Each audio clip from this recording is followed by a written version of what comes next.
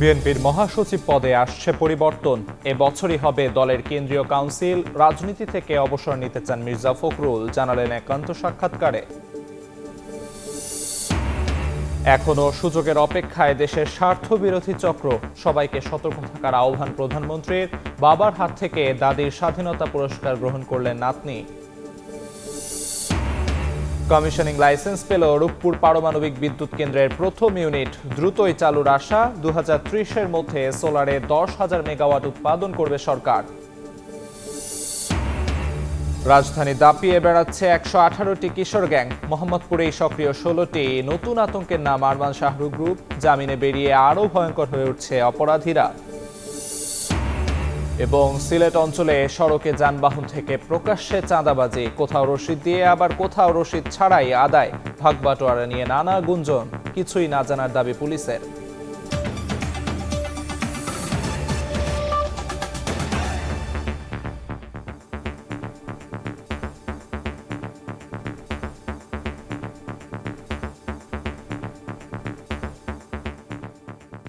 পরিশ্রমের সঙ্গে আছি আমি আমিরুল ইসলাম আলিফ।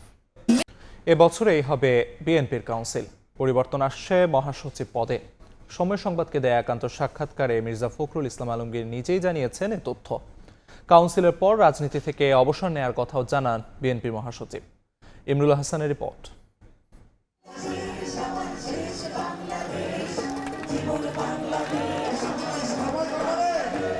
10 বছর আগে সবশেষ কাউন্সিল হয়েছিল বাংলাদেশ জাতীয়তাবাদী দল বিএনপির।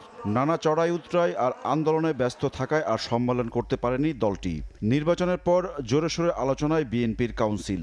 দলের সর্বোচ্চ নীতি নির্ধারণী ফোরাম স্থায়ী কমিটির সবশেষ সভায় ওঠে বিষয়টি, তবে চূড়ান্ত সিদ্ধান্ত হয়নি। সময় সংবাদকে দেয়া একান্ত সাক্ষাৎকারে বিএনপির মহাসচিব মির্জা ফখরুল ইসলাম আলমগীর জানান, দিনক্ষণ ঠিক না হলেও এবছরই হচ্ছে দলের কাউন্সিল। তার আগে হবে তৃণমূলের সম্মেলন। কাউন্সিল আমরা আশা করছি এবছরই হবে এবং আমরা তার জন্য যে প্রয়োজনীয় ব্যবস্থা আমরা সেটা নেব। এটা খুব শিগগিরই হবে। এই পার্লামেন্ট সেশন কিছুটা আমাদের কাজে বিঘ্ন সৃষ্টি করছে, এটা শেষ হয়ে গেলে আমরা শুরু করবো।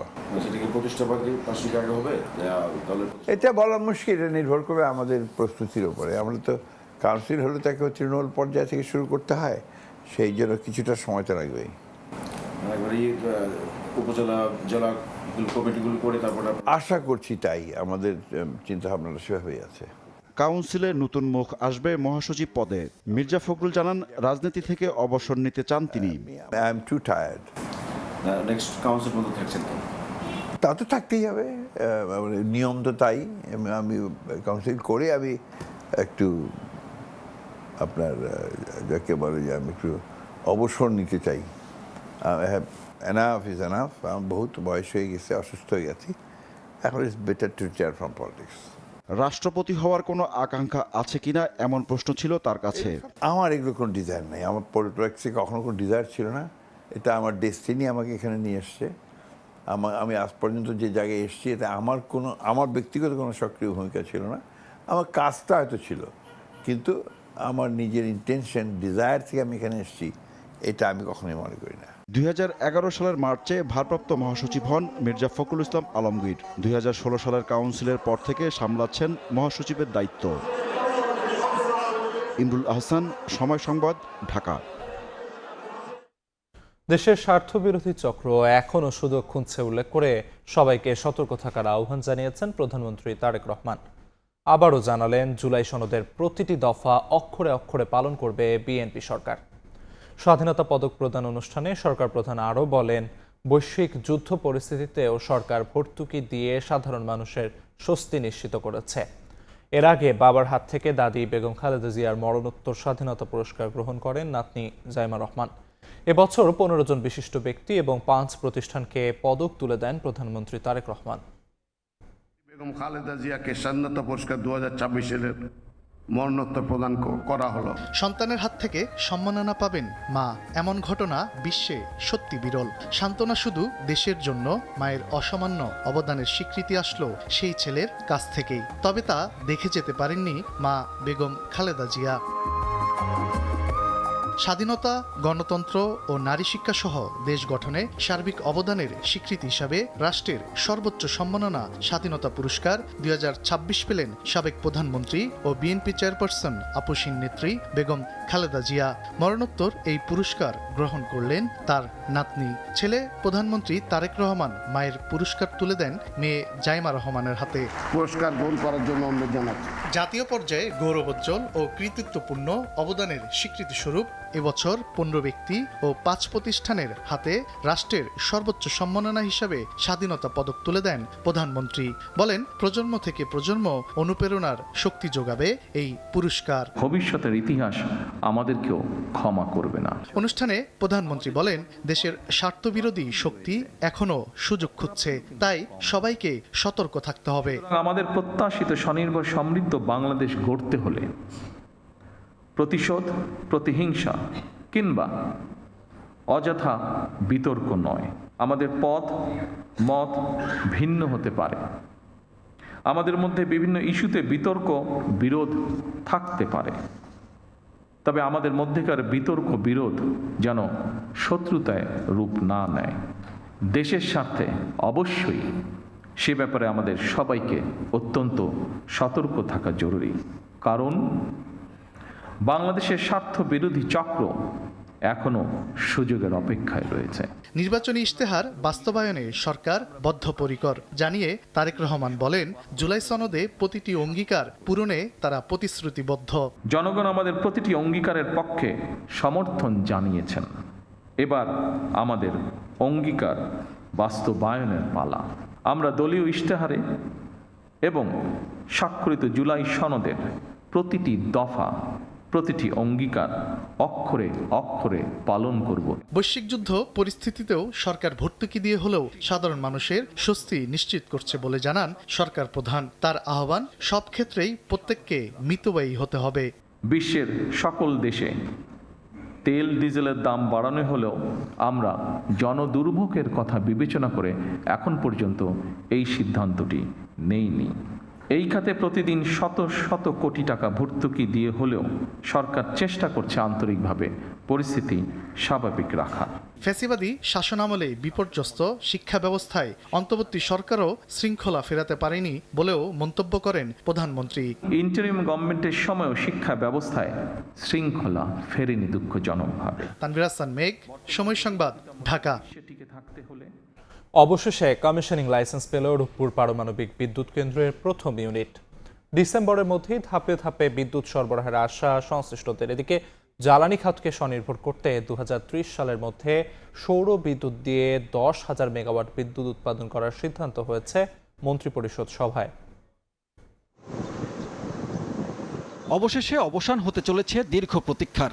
দেশের সবচেয়ে বড় প্রকল্প রূপপুর পরমাণু বিদ্যুৎ প্রকল্প থেকে উৎপাদনের অনুমতি মিলল। প্রকল্প পরিচালক বিষয়টি নিশ্চিত করে জানান, কমিশনিং লাইসেন্স পেয়েছে কেন্দ্রটি। আগামী ডিসেম্বরের মধ্যেই ধাপে ধাপে শুরু হতে পারে বিদ্যুৎ সরবরাহ। এদিকে প্রধানমন্ত্রী তারেক রহমানের সভাপতিত্বে বৃহস্পতিবার সন্ধ্যায় সচিবালয়ে মন্ত্রী পরিষদের নিয়মিত বৈঠক অনুষ্ঠিত হয়। সিদ্ধান্ত হয় 2030 সালের মধ্যে সরকার সোলার পাওয়ার দিয়ে 10,000 মেগাওয়াট বিদ্যুৎ উৎপাদন প্রক্রিয়া শুরু করবে। চলমান জ্বালানি সংকট ব্যবসায়ীদের মনোবৃত্তির কারণে স্বাভাবিক করা যাচ্ছে না অভিযোগ করেন মন্ত্রী পরিষদ সচিব।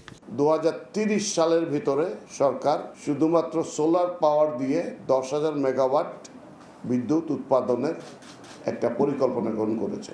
এর জন্যে সরকারি যে সমস্ত জমি আছে সেগুলো ব্যবহার করা হবে। প্রাইভেট উদ্যোক্তারা যদি চান তারাও এর ভিতরে যোগদান করতে পারেন এবং বেসরকারি উদ্যোক্তারা এর ভিতরে কাজ করতে পারবেন। সভায় 7 নভেম্বরকে জাতীয় বিপ্লব ও সংহতি দিবস জাতীয়ভাবে পালন এবং 6 জুলাই জাতীয় বিপ্লব উন্নয়ন দিবস পালন করার সিদ্ধান্তের কথা জানান মন্ত্রিপরিষদ সচিব।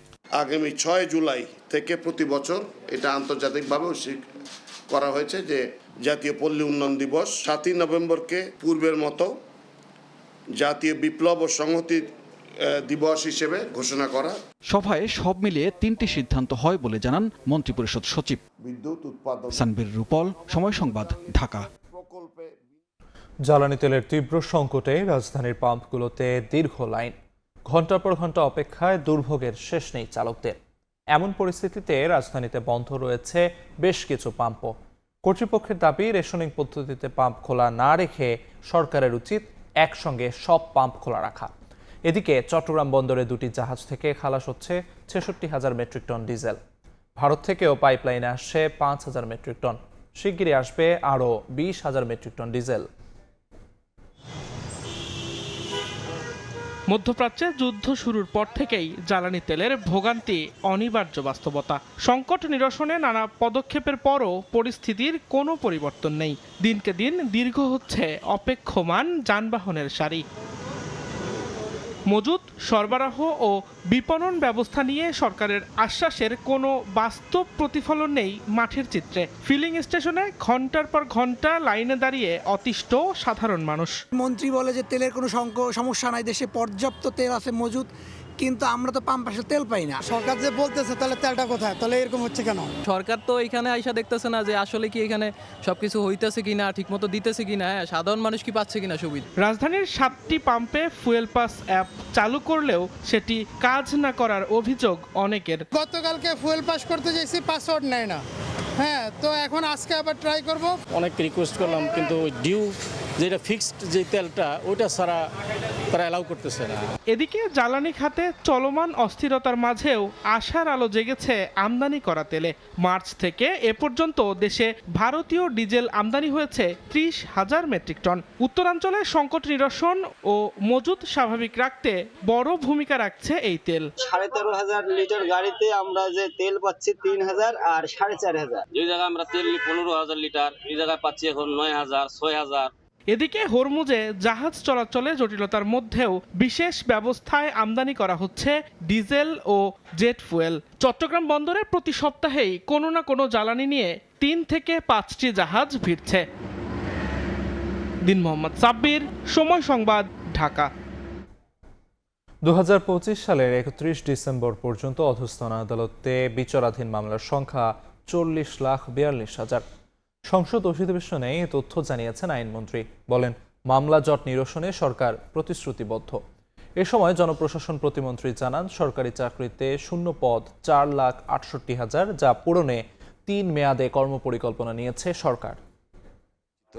মাননীয় আব্দুল বাতেন। বৃহস্পতিবার সকাল 10:30টায় শুরু হয় জাতীয় সংসদ অধিবেশনের 15তম দিনের কার্যসূচি। নারায়ণগঞ্জের সিদ্ধিরগঞ্জে 200 শয্যা হাসপাতাল প্রতিষ্ঠার প্রস্তাবের প্রেক্ষিতে স্বাস্থ্যমন্ত্রী জানান, সবার জন্য স্বাস্থ্যনীতির আলোকে সার্বজনীন স্বাস্থ্যসেবা নিশ্চিত করা সরকারের লক্ষ্য। বর্তমান সরকারের লক্ষ্য হলো সার্বজনীন স্বাস্থ্য সুরক্ষা নিশ্চিত করা। বরিশালের মুলাদিতে কারিগরি শিক্ষা প্রতিষ্ঠান প্রতিষ্ঠার প্রস্তাবে শিক্ষামন্ত্রী বলেন, প্রতিটি উপজেলায় একটি করে কারিগরি স্কুল প্রতিষ্ঠা করতে চায় সরকার। মাননীয় প্রধানমন্ত্রীর উদ্দেশ্য হলেন, তিনি চান প্রত্যেকটি উপজেলায় একটি করে কারিগরি স্কুল স্থাপিত হয়। পয়েন্ট অব অর্ডারে দাঁড়িয়ে বার কাউন্সিল নির্বাচন স্থগিত নিয়ে কঠোর সমালোচনা করেন বিরোধী দলীয় সংসদ সদস্য আখতার হোসেন।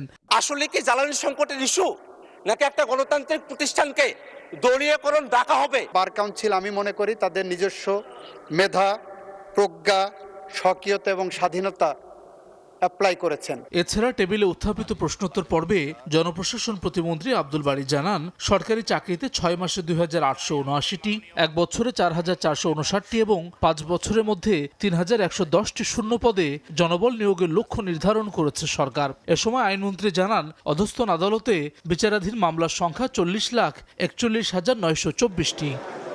অধিবেশন শেষে গণমাধ্যমে চিফ হুইপ জানান, টাইম ম্যাগাজিনের প্রভাবশালী তালিকায় প্রধানমন্ত্রীর নাম আসায় তাকে অভিনন্দন জানিয়েছে সংসদ। মাননীয় প্রধানমন্ত্রীকে ধন্যবাদ জানাই। আমার দেশের মুখ উজ্জ্বল হয়েছে, মানুষের মুখ উজ্জ্বল হয়েছে। হাসান ওয়ালি, সময় সংবাদ, ঢাকা। ত্রয়োদশ জাতীয় সংসদের সংরক্ষিত নারী আসনের বিএনপির মনোনয়ন প্রত্যাশীদের সাক্ষাৎকার আজ বিকেল 3টায় অনুষ্ঠিত হবে বলে জানিয়েছেন দলটির সিনিয়র যুগ্ম মহাসচিব রুহুল কবির রিজভী। বৃহস্পতিবার বিকেলে নয়াপল্টনে দলের কেন্দ্রীয় কার্যালয়ে কথা জানান তিনি। বলেন, শুক্র ও শনিবার 5টি বিভাগের মনোনয়ন প্রত্যাশীদের সাক্ষাৎকার অনুষ্ঠিত হবে। গুলশান কার্যালয়ে অনুষ্ঠিতব্য এই সাক্ষাৎকারে সভাপতিত্ব করবেন বিএনপির চেয়ারম্যান ও প্রধানমন্ত্রী তারেক রহমান।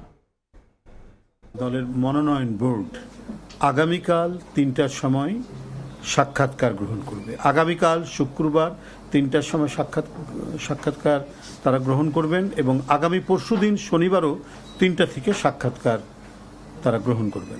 গুলশান কার্যালয়ে এখানে প্রধানমন্ত্রী দলের চেয়ারম্যান তার সভাপতিত্বে যে মনোনয়ন বোর্ড অর্থাৎ আমাদের জাতীয় স্থায়ী কমিটির সদস্যবৃন্দ তারা উপস্থিত থাকবেন। গণভোটের রায় বাস্তবায়নে দেশব্যাপী নতুন করে 2 সপ্তাহের কর্মসূচি ঘোষণা করেছে জামায়াত নেতৃত্বাধীন 11 দলীয় ঐক্য।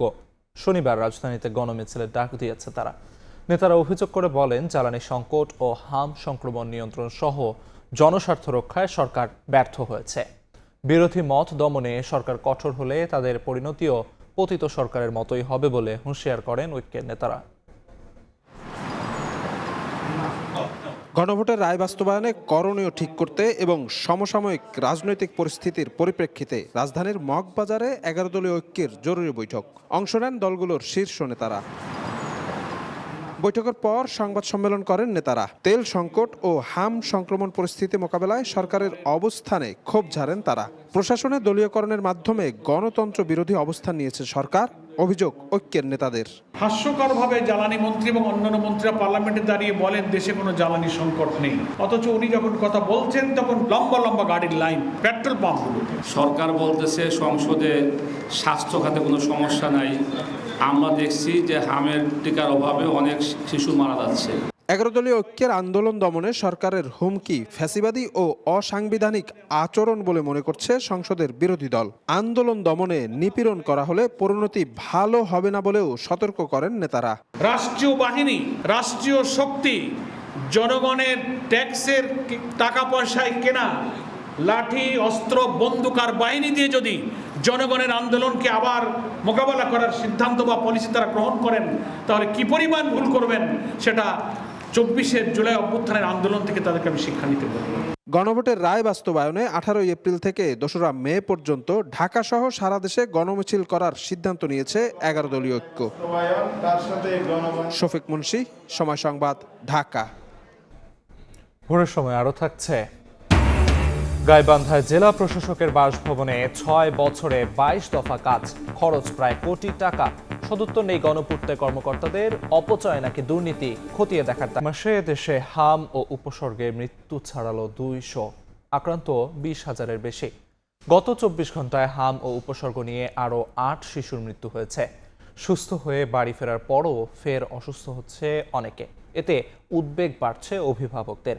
এদিকে সুস্থ হওয়ার পর শিশুকে নিয়মিত রোদে নেওয়া এবং পুষ্টিকর খাবারের পরামর্শ চিকিৎসকদের।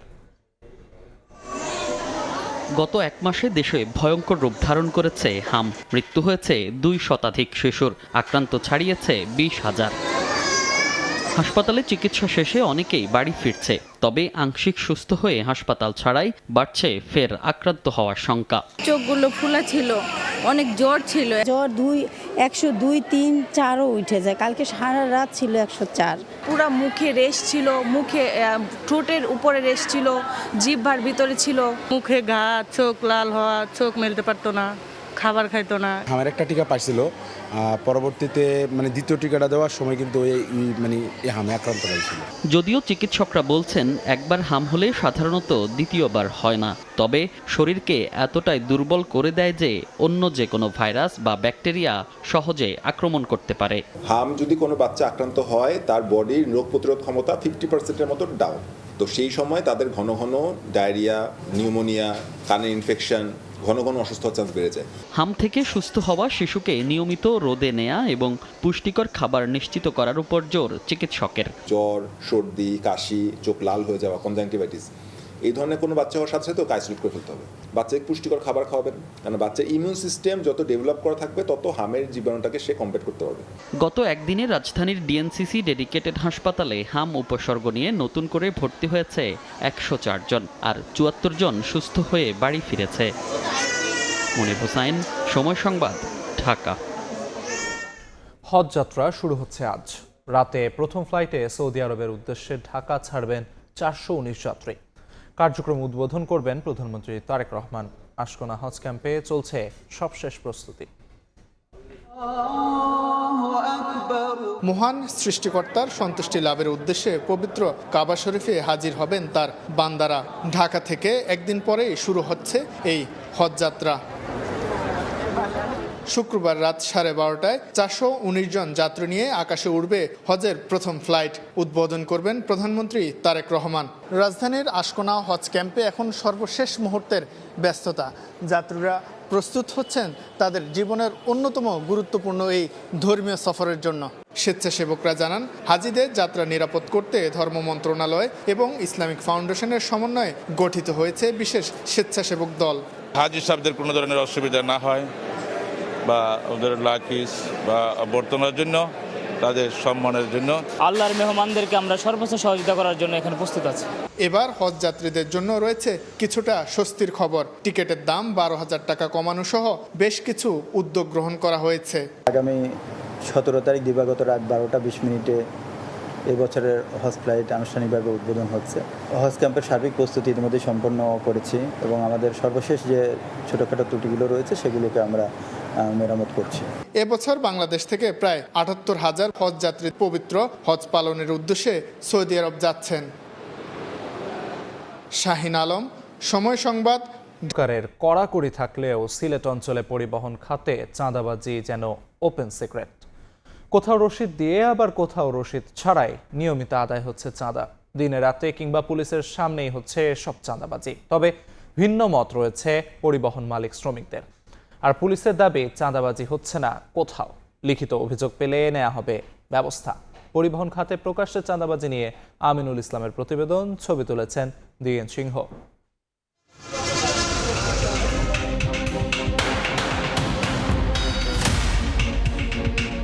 বিভিন্ন সময় আপনার ওইখান থেকে 500-1000 টাকা নেওয়া হয়।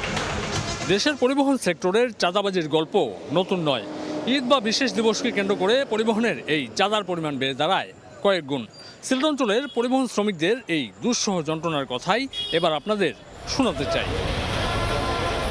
সিলেটের কদমতলী বাস টার্মিনাল, শুধু এখান থেকেই প্রতিদিন ছেড়ে যায় দূরপাল্লার অন্তত 150 শতাধিক বাস। কদমতলী ছাড়াও সিলেট অঞ্চলের হবিগঞ্জ, মৌলভীবাজার ও সুনামগঞ্জের বিভিন্ন টার্মিনাল থেকে প্রতিদিন কমপক্ষে 600 বাস যাত্রী নিয়ে পাড়ি জমায় দেশের বিভিন্ন প্রান্তে। যাত্রীবাহী এসব যানবাহনকে বিভিন্ন পয়েন্টে দিতে হচ্ছে নামে বেনামে নানা অঙ্কের চাঁদা। চলন্ত বাস থামিয়ে এভাবেই চাঁদাবাজির দৃশ্য ধরা পড়ে সময় সংবাদের ক্যামেরায়ও।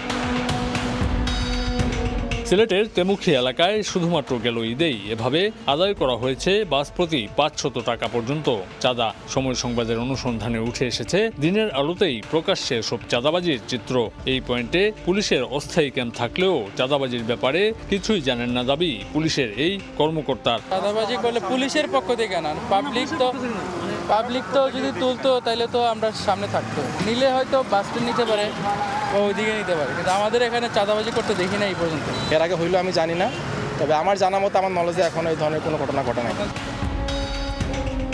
পরিবহন শ্রমিক সংগঠনের নির্ধারিত শ্রমিক চাঁদার 30 টাকার রসিদের বাইরেও 100 থেকে 500 টাকার এসব চাঁদাবাজি নিয়ে বিস্তর অভিযোগ থাকলেও নিরাপত্তার ভয়ে ক্যামেরার সামনে কথা বলতে চান না কেউ। তেমুকিতে আপনার প্রতি ঈদ আসলে বা ঈদ ছাড়াও বিভিন্ন সময় আপনার ওইখান থেকে 500-1000 টাকা নেওয়া হয়। ওইটা আপনার নেতৃত্বস্থানীয় যারা এদের মাধ্যমে টাকাটা তোলা হয়। এছাড়াও সিলেটের পরিবহন সেক্টরে নানা ধরনের চাঁদাবাজির অভিযোগ উঠে এসেছে খুদ পরিবহন মালিকদের বক্তব্যেই। যদিও সরকার অনুমোদিত 30 টাকা, কিন্তু তুলে 50 টাকা। এসব চাঁদার ভাগ বাটোয়ারা নিয়ে রয়েছে নানা গুঞ্জন। চাঁদাবাজির কথা অস্বীকার করেননি পরিবহন নেতারাও। উল্টো নতুন পরিবহন সংস্থার কাউন্টার স্থাপনেও একটি চক্রকে অন্তত 50,000 টাকা চাঁদা দিতে হয় বলে জানিয়েছেন অনেকে। রিসিট দিয়া নে ঠিক আছে, কিন্তু একটা কামছ হয়তো কাম লইলে আগে এইভাবে রাস্তায় আটকাইয়া গাড়ি 500 টাকা চাঁদা, তার লিমিটেড যে টাকা আছে ওইটা নিক। আপনার নির্ধারিত অফিস আছে, অফিস থেকে আপনি অফিসে আইসা চাঁদা দিবেন, নতুবা আপনি যে উঠে আনবেন। 2-1 নিরীহ মালিক যারা আছে এরা আওয়ার পরে তারা ফয়লাইয়া গাড়ি ভর্তির লাগে কেউ 1 লক্ষ টাকা নেই, 50,000 টাকা নেই, যেটা আমরা টোটাল বন্ধ করছিলাম। এখন নতুন করে একটা শুরু হয়েছে। তবে শ্রমিক সংগঠনের নেতারা বলছেন শ্রমিক চাঁদা বৈধভাবেই আদায় করা হচ্ছে। অতিরিক্ত টাকা আদায়ের ব্যাপারটি অস্বীকার করলেও জানান ঈদের সময়ে অতিরিক্ত টাকার ব্যাপারটি উপহার স্বরূপ। আপনার কাছ থেকে আমি ঈদ বোনাস হিসাবে 500 টাকা নেই, আমরা তো ঈদ বোনাস এমন শ্রমিক করে দেই, বাটিয়া ওটাইগো কোনো চাঁদা নাই। এদিকে এসএমপি কমিশনার বলছেন চাঁদাবাজির লিখিত অভিযোগ পেলেই নেওয়া হবে ব্যবস্থা। শ্রমিক সংগঠনগুলো একটা ন্যূনতম চাঁদা তারা ধরে থাকে, এইটা তারা রসিদ দিয়েই নিয়ে থাকে। এটা আইনগতভাবে অবৈধ নয়। এর বাইরে যদি কেউ অতিরিক্ত টাকা পয়সা দাবি করে বা চায়, সেটা অবশ্যই চাঁদা, এবং সেরকম কোনো অভিযোগ পেলে সেটাকে অবশ্যই আইনের দৃষ্টিতে মোকাবেলা করা হবে। পরিবহন সেক্টরে বেপরোয়া চাঁদাবাজি বন্ধ করতে সিলেট অঞ্চলের জনপ্রতিনিধি সহ সকল স্তরের দায়িত্বশীলদের ভূমিকা নিতে হবে বলে মনে করেন সুধীজনরা। আমিনুল ইসলাম, সময় সংবাদ, সিলেট। বছরে 22 দফা কাজ করেছে গণপূর্ত বিভাগ, শুধু মেরামতি হয়েছে 17 দফা। দফায় দফায় এসব মেরামত বাবদ সরকারের খরচ প্রায় কোটি টাকা প্রতি বছর। কেন জেলা প্রশাসকের বাসায় এভাবে দফায় দফায় কাজ করতে হবে, এমন প্রশ্নের সদুত্তর নেই গণপূর্তের কর্মকর্তার। গাইবান্ধা থেকে হেদায়েতুল ইসলাম বাবুর রিপোর্ট। আমি তো অ্যাপ্লিকেশন দিয়েই তথ্য নিয়েছি আপনার অফিস থেকে, ঠিক আছে, থ্যাংক ইউ। কিন্তু এটা কেন করলেন আপনারা? নাকি সরকারি অর্থের অপচয় হয়েছে? জেলা প্রশাসকের বাসায় প্রতি বছর কেন সিভিল অ্যান্ড স্যানিটারি রিপেয়ারিং এর কাজ করেছে গণপূর্ত? প্রশ্নের উত্তর না দিয়ে ওয়াশরুমে ঢুকে দরজা বন্ধ করেন উপবিভাগীয় প্রকৌশলী আব্দুস সাত্তার। আপনার অফিস থেকে, ঠিক আছে, থ্যাংক ইউ। খবরের কেন্দ্রবিন্দু গাইবান্ধা জেলা প্রশাসকের বাসভবন। 2018 থেকে 24 সাল পর্যন্ত প্রতি বছর এই বাসভবনে সিভিল অ্যান্ড স্যানিটারি রিপেয়ারিং এর কাজ করেছে গণপূর্ত বিভাগ। 2018-19 অর্থ বছরে 4 বার, 19-20 অর্থ বছরে 1 বার, 20-21 অর্থ বছরেও 4 বার রিপেয়ার ও সার্ভিসিং এর কাজ হয়েছে। 21-22 অর্থ বছরে 9 এবং 22-23 ও 23-24 অর্থ বছরে 4 দফা প্রায় একই ধরনের কাজ করেছে গণপূর্ত, যেখানে খরচের পরিমাণ 88,56,495 টাকা। কেবল গাইবান্ধা জেলা প্রশাসকের এই এক বাসাতেই গণপূর্ত বিভাগের ভাষায় সিভিল অ্যান্ড স্যানিটারি রিপেয়ারিং, বৈদ্যুতিক রিপেয়ারিং সহ বিভিন্ন রিপেয়ারিংয়ের নামে কাজ হয়েছে। এবার জেনে আসা যাক সিভিল অ্যান্ড স্যানিটারি রিপেয়ারিং বলতে কী বোঝায়, আর এই রিপেয়ারিং কাজে ব্যবহৃত উপকরণগুলোর মেয়াদি বা কত বছর। পুরকৌশলীরা বলছেন, সিভিল অ্যান্ড স্যানিটারি রিপেয়ারিং অর্থ একটি ভবন নির্মাণের পর ওই ভবনে পানি সরবরাহ, পয় নিষ্কাশনের সঠিক ব্যবস্থা নিশ্চিত করতে প্রয়োজনীয় সংস্কার করা, যেমন বাথরুমের ফিটিংস, বেসিন, পানির পাম্প, টয়লেটের কমোড, সেপটিক ট্যাঙ্কের কাজসহ সংশ্লিষ্ট উপকরণ সংস্কার বা পরিবর্তনকে সিভিল অ্যান্ড স্যানিটারি রিপেয়ারিং বলা হয়। অন্যদিকে বৈদ্যুতিক রিপেয়ারিং বলতে বোঝায় বিদ্যুতের লাইন মেরামত ও বৈদ্যুতিক বিভিন্ন উপকরণ, যন্ত্রপাতি বিকল হলে তা মেরামত করা। সিভিল অ্যান্ড স্যানিটারি ও বৈদ্যুতিক সামগ্রীর মেয়াদকাল কত বছর ধরা হয়, এমন প্রশ্নে এই পুরকৌশলী জানালেন, এসব উপকরণের মেয়াদকাল কমপক্ষে 15 থেকে 20 বছর।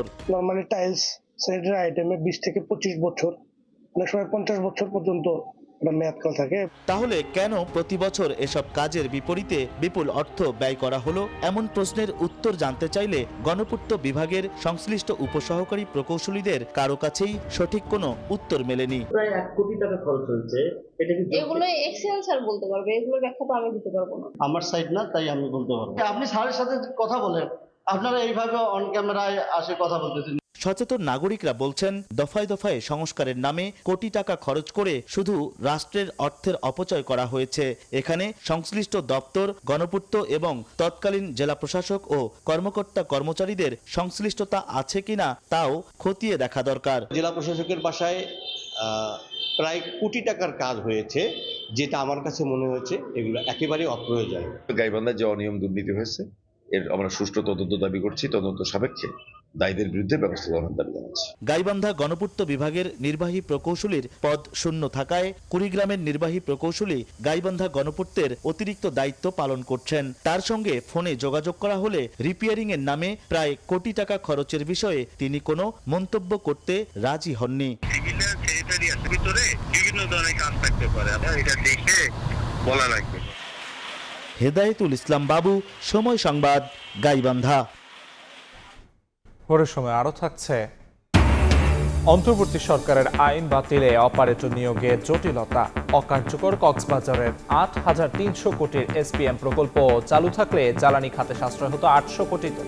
চট্টগ্রামে কলেজ ছাত্রকে নির্মাণাধীন ভবন থেকে লিফটের গর্তে ফেলে নির্মমভাবে হত্যার অভিযোগ উঠেছে। পূর্বশত্রুতার জেরে বন্ধুরা মিলে ডেকে নিয়ে হত্যা করে আশফাক নামের ওই তরুণকে। ঘটনায় জড়িত অভিযোগে 4 জনকে গ্রেফতার করেছে পুলিশ। সিসিটিভি ফুটেজে দেখা যায় আশফাককে রিকশায় করে জোর করে তুলে নিয়ে যাচ্ছে কয়েকজন, পরে আবার দৌড়ে পালাতে দেখা যায় তাকে। তবে শেষ রক্ষা হয়নি, খুন হতে হয় বন্ধুদের হাতে। নির্মাণাধীন এই ভবনের লিফটের গর্তে ফেলে নির্মমভাবে হত্যা করা হয় কলেজ ছাত্র আশফাককে।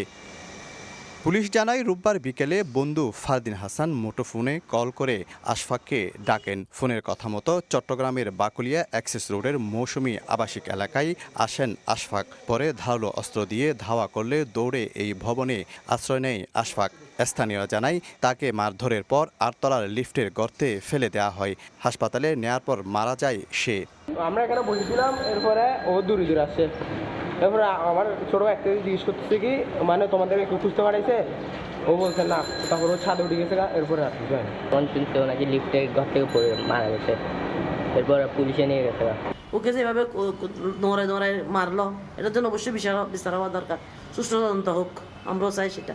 এ ঘটনায় আশফাকের বাবা আবুল হাশেম বাদী হয়ে মঙ্গলবার চকবাজার থানায় 7 জনকে আসামি করে মামলা করেন। 4 আসামিকে গ্রেফতার করেছে পুলিশ। পূর্বশত্রুতা নাকি কিশোর গ্যাংয়ের কোন্দল তা খতিয়ে দেখছে পুলিশ। 10-12 জনের একটা গ্রুপ আসলো, তাদের কাছে অনেকের কাছে চাকু, কারো ক্রিসমিস এরকম জাতীয় কিছু লাঠি ছোটো ছিল। তাকে টানা হেঁচড়া করে ওখান থেকে উঠে নিয়ে গেছে। তখন তারা যে বন্ধু ছিল তারা অত বাধাও দেয় নাই, এরকম কিছু বিষয় আসছে যেটা আমরা তদন্তের চেষ্টা করতে আসল ঘটনাটা বের করার জন্য। নিহত আশফাক কবির নগরীর BAF শাহীন কলেজের একাদশ শ্রেণীতে পড়াশোনা করত। তার গ্রামের বাড়ি কক্সবাজারের চকরিয়া উপজেলায়। শফিকুল আলম, সময় সংবাদ, চট্টগ্রাম। বান্দরবানে নদীতে গোসলে নেমে নিখোঁজের 6 ঘন্টা পর উদ্ধার হয়েছে সলিমুল্লাহ মেডিকেল কলেজের প্রথম বর্ষের শিক্ষার্থী আব্দুল ওয়াদুদ সায়েমের মরদেহ। লামা থানার ভারপ্রাপ্ত কর্মকর্তা শাহজাহান কামাল বিষয়টি নিশ্চিত করেছেন। জানান, বৃহস্পতিবার সন্ধ্যায় মাতামুহুরী নদী থেকে সায়েমের মরদেহ উদ্ধার করা হয়। এর আগে দুপুরে সাদা পাহাড় এলাকায় গোসলে নামে বন্ধুদের সঙ্গে ঘুরতে আসা আব্দুল ওয়াদুদ সায়েম এক পর্যায়ে নিখোঁজ হন তিনি। স্থানীয়দের সঙ্গে খোঁজাখুঁজি শুরু করেন ফায়ার সার্ভিসের কর্মীরা। পরে চট্টগ্রাম থেকে আসা ডুবুরি দল উদ্ধার করে মরদেহ।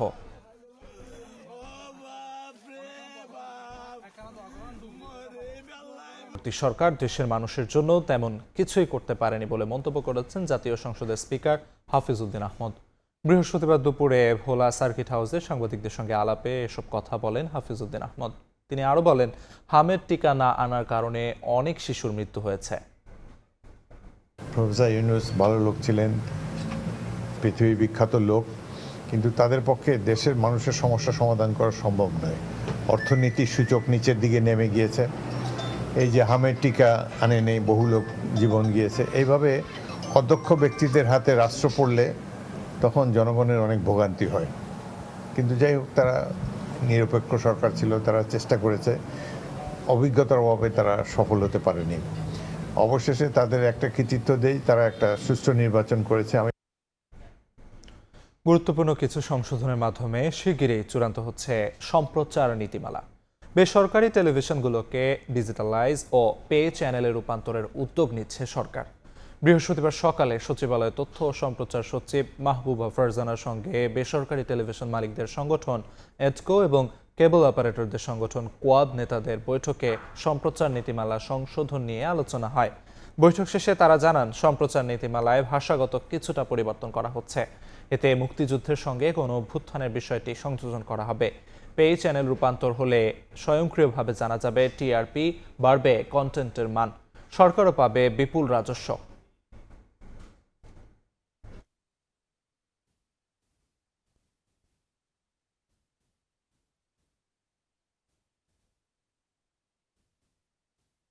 ইন্ডাস্ট্রিটাকে বাঁচাতে গেলে যেটা ডিজিটালাইজেশন দরকার, সেটা আমরা আরেকবার জোর করে বলেছি।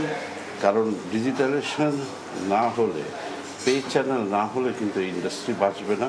আমরা কথা দিয়েছে যে খুব শীঘ্রই এটা নিয়ে বসবে এবং কাজ করবে। ডিজিটাইজেশন বাস্তবায়ন হলে কাস্টমার অনেক বেশি সুবিধা পাবে, সে তার পছন্দ অনুযায়ী চ্যানেল দেখতে পাবে এবং আমাদের দেশীয় যে বেসরকারি চ্যানেলগুলো আছে সেগুলো টিআরপি যে একটা ব্যাপার আছে সেগুলো অটোমেটিক্যালি হয়ে যাবে, আমাদের কন্টেন্টের মানও বাড়বে এবং গ্রাউন্ড থেকে একটি রেভিনিউ জেনারেট হবে, যেটা টেলিভিশন সেক্টর, টেলিভিশন ওনার যারা আছে তারাও পাবে এবং সরকার বিপুল পরিমাণ রাজস্ব পাবে।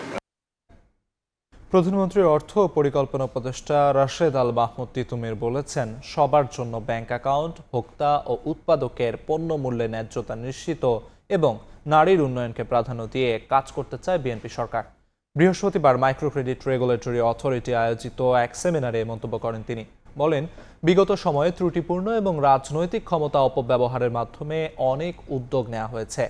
আওয়ামী লীগ ও অন্তর্বর্তী সরকার দীর্ঘস্থায়ী মূল্যস্ফীতিতে রেখে গেছে উল্লেখ করে প্রধানমন্ত্রীর উপদেষ্টা বলেন, জনগণের প্রতি দায়বদ্ধতা থেকে বর্তমান সরকার বরাবরের মতো এবারও সংকটকে সুযোগ ও সম্ভাবনায় রূপান্তর করতে চায়।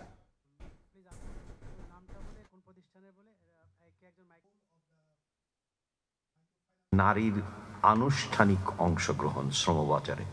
দ্বিতীয় হচ্ছে যে এগ্রিকালচার, মানে অনেক রকমের সমবায়ের এক্সপেরিমেন্ট হয়েছে কিভাবে agriculture producers cooperative and sales centre, এখানে আপনারা বিরাট কাজ করতে পারেন এসক্রিউ অ্যাকাউন্টের মাধ্যমে। এটা হচ্ছে দ্বিতীয়। এবং তৃতীয় বিষয় হচ্ছে আমরা আগামী বছর চাই যে আমাদের সব মানুষের ব্যাংক অ্যাকাউন্ট হবে। ব্যবহারকারীর সংখ্যা বাড়লেও এখনও দেশের প্রায় অর্ধেক মানুষ ইন্টারনেট সেবা থেকে বঞ্চিত। বাংলাদেশ পরিসংখ্যান ব্যুরোর জরিপে উঠে এসেছে এমন তথ্য, দেশে প্রায় 89% মানুষ মোবাইল ফোন ব্যবহার করলেও ইন্টারনেট ব্যবহার করছেন 53%। বৃহস্পতিবার আগারগাঁও পরিসংখ্যান ব্যুরোর কার্যালয়ে 2024-25 অর্থ বছরে ব্যক্তি ও খানা পর্যায়ে তথ্য ও প্রযুক্তি প্রয়োগ ও ব্যবহার জরিপ প্রকাশ করে প্রতিষ্ঠানটি। দেশের 64টি জেলায় 2,64,000 মানুষের ওপর করা এই জরিপে দেখা যায়, শতকরা 9টি গৃহে কম্পিউটার রয়েছে, স্মার্টফোন রয়েছে প্রায় 73% গৃহে। বাসাবাড়িতে ইন্টারনেট ব্যবহারের সুযোগ সবচেয়ে এগিয়ে ঢাকা জেলা, সবচেয়ে পিছিয়ে পঞ্চগড়, কুড়িগ্রাম, জামালপুর সহ উত্তরবঙ্গের জেলা। জরিপে উঠে আসে, মোবাইল ফোন ও ইন্টারনেট ব্যবহারে পুরুষদের তুলনায় নারীরা পিছিয়ে। আবাসন ব্যবসায়ীদের সংগঠন রিহ্যাবের নির্বাচন শনিবার সুষ্ঠুভাবেই হবে। চাপ প্রয়োগে বাধাগ্রস্ত করার সুযোগ নেই বলে জানিয়েছেন নির্বাচন বোর্ড চেয়ারম্যান জহিরুল হক ভূঁইয়া। বৃহস্পতিবার সন্ধ্যায় রাজধানীর বাংলা মোটরের রিহ্যাব কার্যালয়ে সংবাদ সম্মেলনে তিনি জানান, প্রতিদ্বন্দ্বী 3 প্যানেলের কয়েকজন প্রার্থী রিহ্যাব কার্যালয়ে এসে কয়েকটি দাবি জানায় এবং নির্বাচন বোর্ডের অনুপস্থিতিতে বিশৃঙ্খল পরিবেশ তৈরি করে। নির্বাচন বোর্ড সুষ্ঠু নিরপেক্ষ নির্বাচনের লক্ষ্যে বদ্ধপরিকর। রিহ্যাব পরিচালনা কমিটিতে 35টি পদে লড়বেন 88 জন প্রার্থী। ঢাকা, চট্টগ্রাম সহ এবারে নির্বাচনে মোট ভোটার 673 জন। সার্বিক নিরাপত্তার জন্য পুলিশের সহায়তা নেওয়া হয়েছে বলেও জানিয়েছে রিহ্যাব নির্বাচন বোর্ড।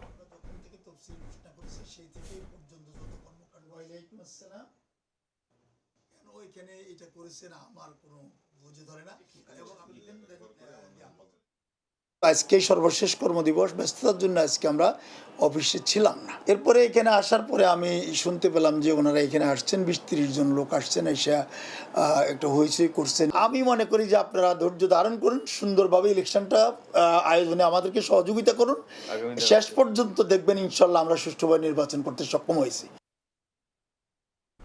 মাদারীপুরে 2 বছরের বেশি সময় ধরে নদীগর্ভে বিলীন 500 মিটার সড়ক। কৃষি জমির পাশ দিয়ে কোনো মতে ঝুঁকি নিয়ে চলছে যানবাহন, অথচ কালকিনের ফাঁসিয়াতলা লক্ষ্মীপুর পখিরা সড়কটি সংস্কারে নেই কোনো উদ্যোগ। আগামী বর্ষা মৌসুমে বড় ধরনের দুর্ঘটনার শঙ্কায় এলাকাবাসী। যদিও পানি উন্নয়ন বোর্ডের সহায়তায় সড়ক যোগাযোগ স্বাভাবিক রাখার কথা জানায় এলজিইডি। সঞ্জয় কর্মকার অভিজিতের রিপোর্ট, ছবি তুলেছেন শাহাদাত আকন। হেলে দুলে চলছে যানবাহন। বালর্দি নদীর ভাঙনে সড়কের অবস্থা নাজুক, বাড়ছে দুর্ঘটনার শঙ্কা। মাদারীপুরের কালকিনি পৌরসভার 6 নম্বর ওয়ার্ডের ফাঁসিয়াতলা হয়ে যাওয়া লক্ষ্মীপুর পখিরা সড়কটি নদী ভাঙনের কবলে। বেশ কিছু জায়গায় হয়েছে ব্যাপক ভাঙন, অথচ পাকা এই সড়ক দিয়ে প্রতিদিন 10টি গ্রামের মানুষের যাতায়াত। প্রায় বন্ধ এখন যান চলাচল, পায়ে হেঁটে অনেকে করছেন যাতায়াত। স্থানীয়দের অভিযোগ, নদী থেকে অবৈধভাবে বালু উত্তোলনের ফলে দেখা দিয়েছে সড়কে ভাঙন। এতে দিনের বেলায় কোনো মতে চলাচল করলেও সন্ধ্যা হলে বাড়ে আতঙ্ক। সড়কটি দিয়ে যাতায়াতে ভোগান্তিতে স্কুল কলেজের শিক্ষার্থী ও উপজেলা স্বাস্থ্য কমপ্লেক্সে নেয়া রোগী ও স্বজনরা।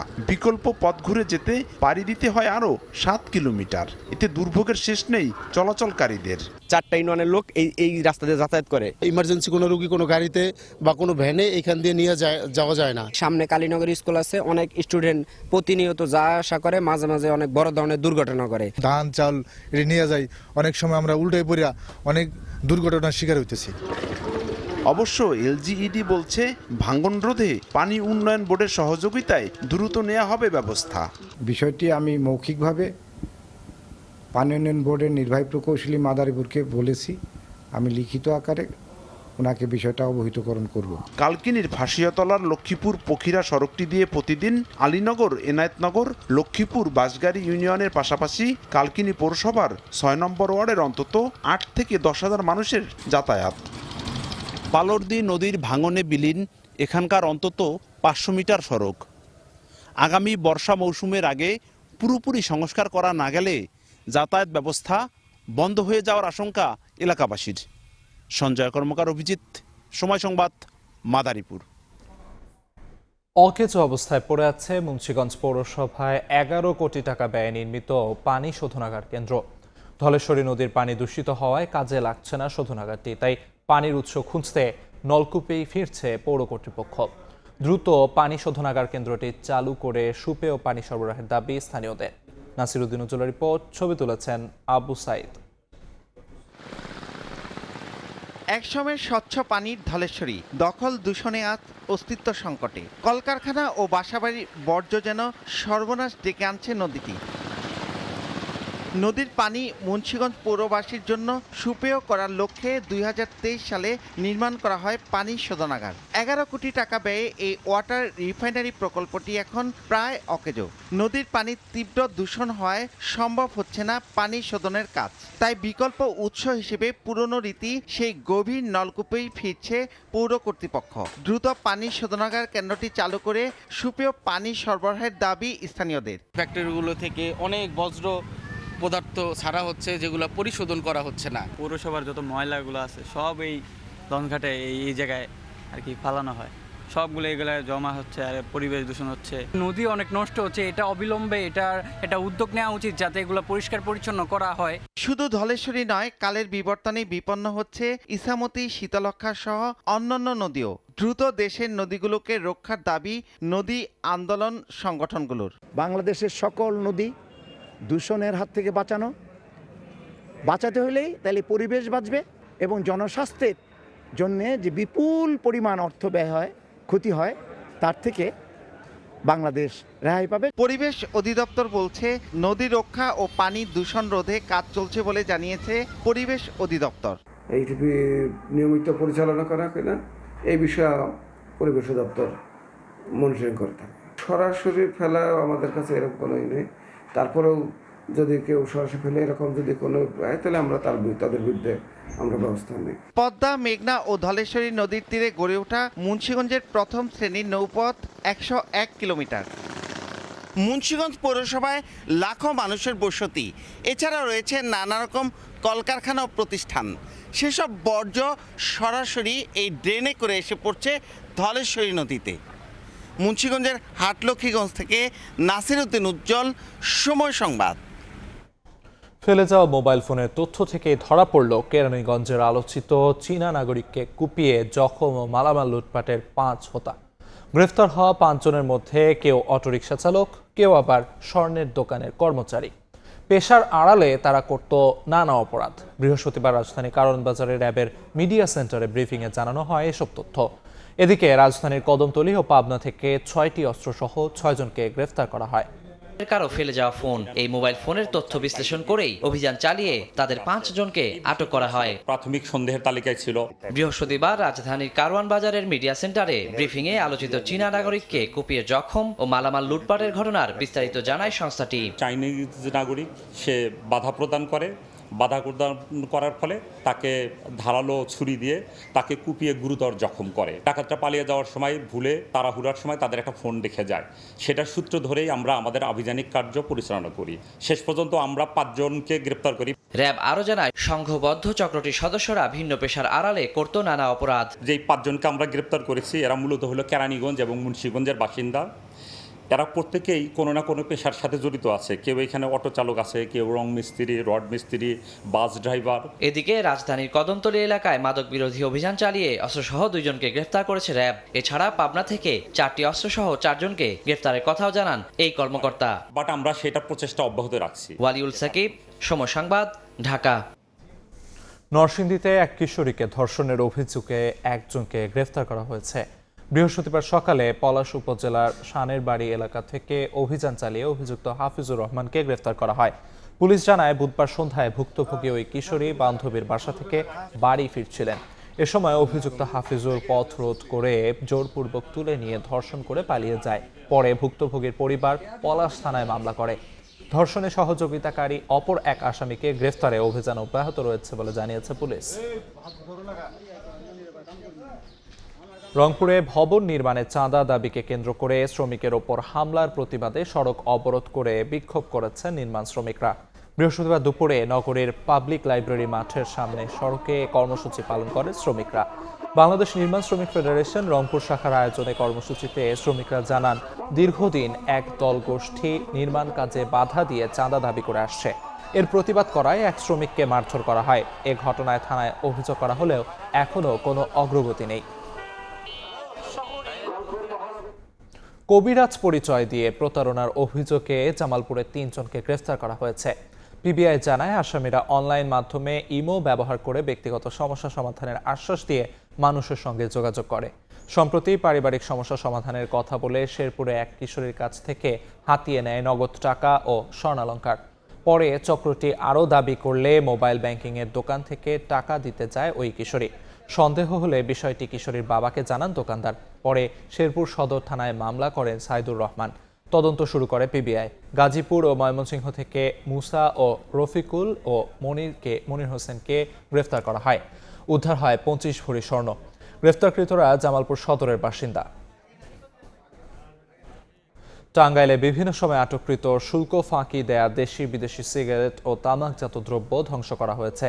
বৃহস্পতিবার দুপুরে রাবনা বাইপাস এলাকার ময়লার ভাগাড়ে দেশি বিদেশি সিগারেট, বিড়ি ও জর্দার ধ্বংস করা হয়।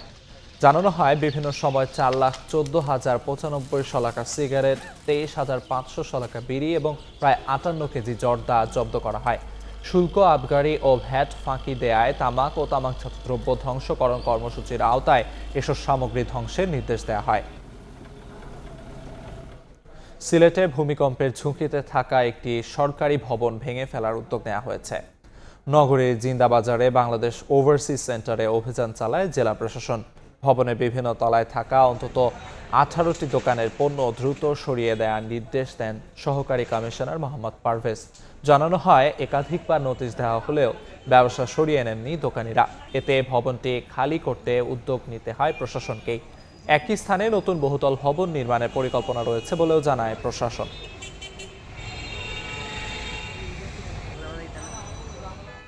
নারায়ণগঞ্জে ফেরিতে ওঠার সময় নিয়ন্ত্রণ হারিয়ে শীতলক্ষ্যা নদীতে পড়ে গেছে একটি প্রাইভেট কার।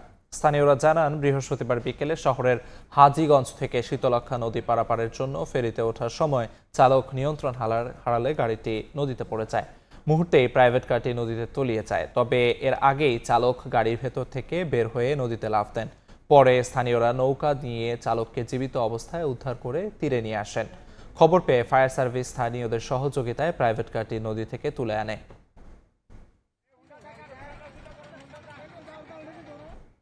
ভোরের সময় এই ছিল আমার কাছে। পরবর্তী সংবাদগুলো জানাতে যুক্ত হবেন মালিহা সোহরাওয়ার্দী।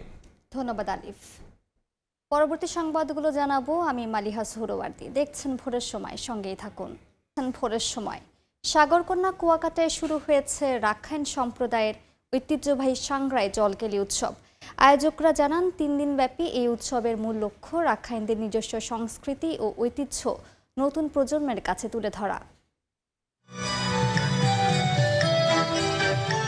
জলকেলির আনন্দে মাতোয়ারা তরুণ তরুণীরা। প্রায় 250 বছরের ঐতিহ্যবাহী রাখাইনদের সাংগ্রাই জলকেলি উৎসব। বৃহস্পতিবার বিকেলে পটুয়াখালীর কুয়াকাটার রাখাইন পল্লীতে জমে ওঠে তাদের সবচেয়ে বড় উৎসব সাংগ্রাই জলকেলি। রাখাইনদের কাছে এই জলকেলি কেবলই একটি উৎসব নয়, ধর্মীয়ভাবে এটি তাদের জন্য একটি আত্মশুদ্ধির মাধ্যম। তারা বিশ্বাস করেন এই জলের মাধ্যমে পুরনো বছরের সকল দুঃখ গ্লানি ধুয়ে মুছে শুরু হয় নতুন বছরের যাত্রা। রাখাইন ব্যান্ডের প্রাণবন্ত সঙ্গীত আর ঐতিহ্যবাহী নাচে মুখর হয় পুরো পল্লী। উৎসব দেখতে ভিড় জমান দেশের বিভিন্ন প্রান্ত থেকে আগত পর্যটক ও স্থানীয় দর্শনার্থীরা। সবাই মিলে এখানে অনুষ্ঠান করে, আনন্দ করে, মজা করে, আর পানি খেলা তো মানেন অনেক মজা একদম। ছেলেরা হচ্ছে যাকে পছন্দ করে তাকে নিয়ে পানি খেলে আর কি। এখানে কোনো নেগেটিভিটির কোনো কিছু নেই, এটাই আর কি। আর যে যাকে পছন্দ করে সে তাকে পানি মারতে পারে, অবশ্য পানিটা কিনে মারতে হয়। এই প্রথমবার আমরা এই অনুষ্ঠানটা দেখে অনেক খুশি হয়েছি, আমাদের খুব ভালো লেগেছে। রাখাইন সংস্কৃতি ও ঐতিহ্যকে জীবন্ত রাখতেই এই উৎসব, বলছেন আয়োজকরা।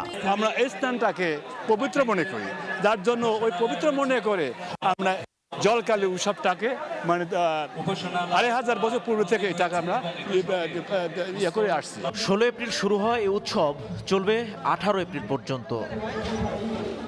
শিকদার জাবির হোসেন, সময় সংবাদ, পটুয়াখালী। শুধুমাত্র অপারেটর নিয়োগের জটিলতায় ২ বছর ধরে অকার্যকর অবস্থায় পড়ে আছে ৮,৩০০ কোটির এসপিএম। অথচ প্রচলিত পদ্ধতিতে যেখানে ১ লাখ টন তেল খালাসে সময় লাগে অন্তত ১১ দিন, সেখানে এসপিএমে তা সম্ভব মাত্র ৪৮ ঘন্টায়। আর সাশ্রয় হতে পারত রাষ্ট্রের ৮০০ কোটি টাকা। মোহাম্মদ ফরাজের ক্যামেরায় বিস্তারিত জানাচ্ছেন সুজাউদ্দিন রুবেল। গভীর সমুদ্র থেকে সরাসরি পাইপলাইনে জ্বালানি তেল খালাস, পরিবহন ও মজুদের আধুনিক ব্যবস্থা, সিঙ্গেল পয়েন্ট মোরিং বা এসপিএম। কক্সবাজারের মহেশখালীতে প্রায় ২ বছর আগে বিগত সরকারের সময় নির্মাণ কাজ শেষ হয় এই মেগা প্রকল্পের। চুক্তি অনুযায়ী চীনের অর্থায়নে বাস্তবায়িত প্রকল্পটির অপারেটর নিয়োগের কথা ছিল বিশেষ আইনে। পরবর্তীতে ডক্টর ইউনূসের অন্তর্বর্তী সরকার বাতিল করে আইনটি। এটির কাজ চলমান আছে এবং এটি এখন বর্তমানে ইভ্যালুয়েশন স্টেজে আছে। তো ইভ্যালুয়েশনটা হয়ে গেলে এটার দরদাতা, সর্বনিম্ন দরদাতা এবং পাওয়া সম্ভব হলে এটা দ্রুতই চালু হবে এরকম আমরা আশা করতেছি, এবং এই বছরের মধ্যেই আমরা এটা সম্পূর্ণভাবে চালু করতে পারবো এরকম আশা আছে আমাদের। মহেশখালী টার্মিনালে ৬টি স্টোরেজ ট্যাঙ্ক খালি পড়ে আছে, যার ৩টিতে প্রায় ১,২৬,০০০ টন ক্রুড অয়েল এবং বাকি ৩টিতে ৭৫,০০০ টন ডিজেল মজুদ রাখা সম্ভব, যা দেশের প্রায় ১ মাসের জ্বালানি মজুদের সমান। সরকারের খুব প্রায়োরিটি বেসিসে এটার যে সামান্য যে প্রস্তুতিমূলক যে অভাব ঘাটতির রয়েছে সেটি অবিলম্বে নিরসন করে এটাকে চালু করে আমাদের যে বর্তমান জ্বালানি সংকট আছে সারা দেশে, সেই জ্বালানি সংকটের অনেকটা সমাধান আমরা পেতে পারবো বলে আমি মনে করি। এই ব্যবস্থায় গভীর সমুদ্র থেকে সরাসরি পাইপলাইনে তেল খালাস হয়ে পৌঁছাবে মহেশখালীর টার্মিনালে। সেখান থেকে ২২০ কিলোমিটার দীর্ঘ পাইপলাইনে যাবে চট্টগ্রামের শোধনাগারে। সংশ্লিষ্টদের মতে এসপিএম চালু হলে বছরের সাশ্রয় হতে পারে প্রায় ৮০০ কোটি টাকা। সুজাউদ্দিন রুবেল, সময় সংবাদ, কক্সবাজার। তীব্র দাবদাহে যখন নাকাল জনজীবন, ঠিক তখন যশোরে নামল স্বস্তির বৃষ্টি। এদিকে চুয়াডাঙ্গা, ঝিনাইদহ ও মুন্সিগঞ্জে আলাদা বজ্রপাতের ঘটনায় গৃহবধূসহ ৫ জনের মৃত্যু হয়েছে। এলাকায় নেমে এসেছে শোকের ছায়া। গত কয়েকদিন ধরে তীব্র দাবদাহে পুড়ছে দেশ। জনজীবন যখন অতিষ্ঠ, ঠিক তখন যশোরে নামে এই বৃষ্টি। বৃহস্পতিবার দুপুর ১:১৫ থেকে বৃষ্টিপাত শুরু হয়। বিকেল ২:৩০ পর্যন্ত ১৬ মিটার বৃষ্টিপাত রেকর্ড করা হয়। চুয়াডাঙ্গায় পৃথক ২টি স্থানে বজ্রপাতে ২ জনের মৃত্যু হয়েছে। অন্যদিকে ঝিনাইদহের মহেশপুরে বজ্রপাতে গৃহবধূর মৃত্যু হয়েছে। এছাড়া মুন্সিগঞ্জের টুঙ্গিবাড়ির আড়িয়াল ও দিঘির পাড়ে আলাদা বজ্রপাতের ঘটনায় ২ জন নিহত হয়েছেন। একই দিনে ২ জনের মৃত্যুতে এলাকায় শোকের ছায়া নেমে এসেছে। কিশোরগঞ্জের হাওড়ে শুরু হয়েছে বোরো মৌসুমের আগাম ধান কাটা। তবে কৃষকদের দাবি, চলমান ডিজেল সংকট, শিলাবৃষ্টি আর রোগে আক্রান্ত হয়ে ক্ষতিগ্রস্ত হয়েছে ফসল। লোকসানের শঙ্কায় কৃষক। তবে লক্ষ্যমাত্রায় কোনো প্রভাব পড়বে না জানিয়ে কৃষি বিভাগ বলছে বাম্পার ফলন হবে এবছর। নূর মোহাম্মদের তথ্য ও রুবেল হোসেনের ছবি নিয়ে রিপোর্ট। মাঠে মাঠে সোনালী ফসল, তবে কৃষকদের কপালে চিন্তার ভাঁজ। দুশ্চিন্তা মাথায় নিয়ে কাটছে আগাম জাতের ধান। গ্রীষ্মের শুরুতে কিশোরগঞ্জের বিভিন্ন উপজেলায় চলে ধান কাটার উৎসব। বোরো ধান ঘরে তুলতে ব্যস্ত সময় পার করেন কৃষকরা, কিন্তু মার্চের শেষ দিকে হাওরে কয়েক দফা শিলাবৃষ্টি হয়। কৃষকদের দাবি, একে তো চলমান সংকটে ডিজেলের দাম ঊর্ধ্বমুখী, তার উপর সার ও কীটনাশক সহ অন্যান্য কৃষি উপকরণ কিনতে হচ্ছে চড়া দামে। এ অবস্থায় ফসলেও দেখা দিয়েছে নেক ব্লাস্ট রোগ। প্রতি একরে 30,000 টাকা জমা, এরপরে মনে হয় শিলাবৃষ্টি হইয়া ধান নিচে জড়ায়া এমনি এমনি ব্যাগ ভাই আমরা মাই। এই বছর যে টাকাগুলো দেওয়া আছে এই টাকাগুলো আমরা মনে হয় না উৎপাদন হবে।